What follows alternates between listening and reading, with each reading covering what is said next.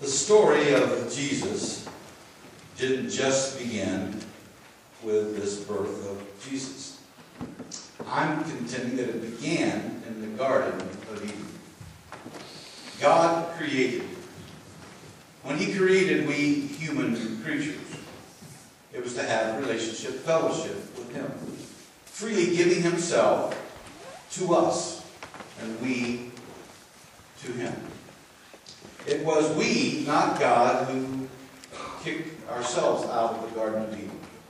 It's because we had neglected God. We thought we were even better than God. We could go our own way. That's what happens in relationships, you see. When I no longer talk to the one I should be relating to. When we kind of go our own way, relationships fall at that point. So it even began.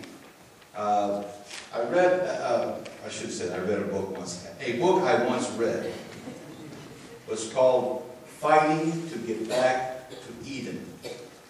And so that is my contention, that human beings really want to get back to that time where we could walk and talk with God. And all will be well. This peace, this internal peace. So here we are then, Christmas 2008. Many of us have seen many Christmases come and go. And maybe, just maybe, we've not yet got the spirit of Christmas inside of us. For the world still defines religion from a book, a building, a day. Its outward form of ritual, and we never allow it to become internal and spiritual. All along, God has given Himself to us.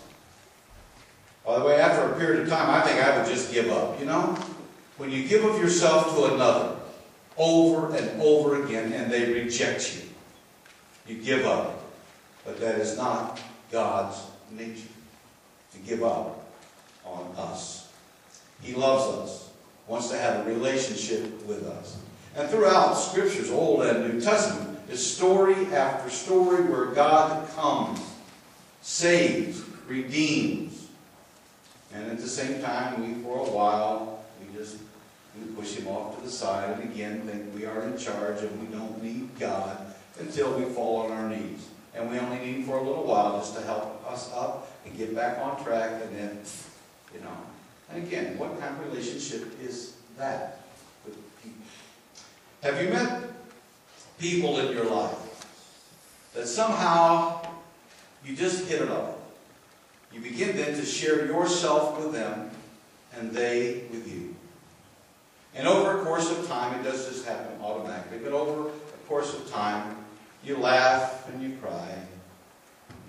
You're involved in things together, movies and outings and sports, and you fight over sports scores and in your school where you're from. Sometimes you are at the graveside, sometimes it's in a hospital room, sometimes it's at a wedding or a baptism. But over time, we give ourselves to another. I hope you know someone like that. And that you genuinely like to be with that person. And when they're not with you, it's a little sad, and yet you still have that. And even when they may pass from sight or pass on to glory, the remembrance of them, because they gave themselves to you, is enough to bolster you up. I can think of several people, I hate to say even one name, but some people then whose name will lift me up. I'm thinking of a name now, I won't tell you, but the person's been gone, passed away, 5, 6 years ago. When I think of him and even say his name, my spirits are lifted. Sometimes I'll even say to myself, I wonder what he would say in this situation. Do you have friends like that? I sure hope you do. I hope one of your friends is the person you're married to. I hope that's one of them. At least it ought to be, and that's what you ought to be working at if you don't have that. But that's God. That's what God wants of us. Is to have a relationship where we share ourselves with God and have God a part of us. He used people throughout all of history. Do you think He just put a whole bunch of names in a bowl and picked out a name and said, oh, here's a young girl. What's her name? Mary. Yeah, I'll pick Mary. Must have had a relationship with Mary. He gave himself. Mary gave herself. She found favor with God. God knew her. Joseph. Why Joseph? Evidently, Joseph gave himself to God. And God gave himself to Joseph.